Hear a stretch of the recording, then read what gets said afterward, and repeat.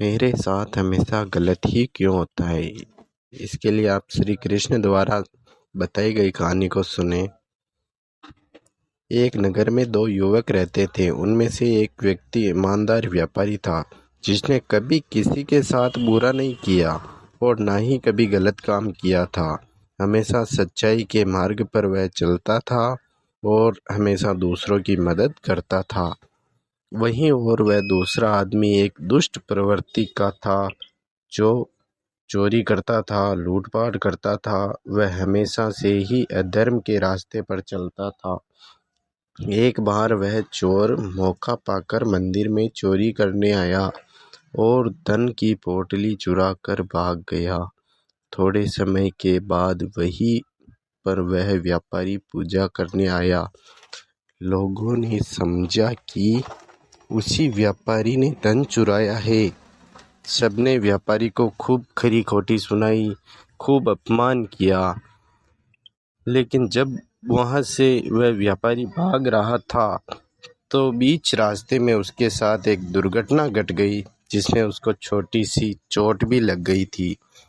लेकिन एक ही टाइम क्या हुआ था, चोर को पैसों से भरी पोटली मिली। वो तो खुशी से पागल हो गया था। और जो व्यापारी था, इसने क्या किया, घर जाकर भगवान की जो सारी मूर्तियां थी उसके घर में वो सब हटा दी और भगवान से नाराज होकर अपनी लाइफ जीने लगा। समय बीतता गया, धीरे धीरे समय बीतता गया।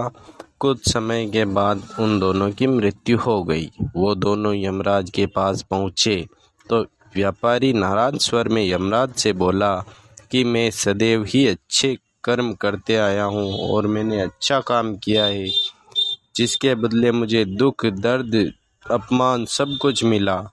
और इस अधर्म करने वाले को धन से भरी पोटली मिली।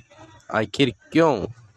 मेरे में क्या कमी थी? मैंने किसका क्या बिगाड़ा था? मैंने तो सबका अच्छा ही किया था।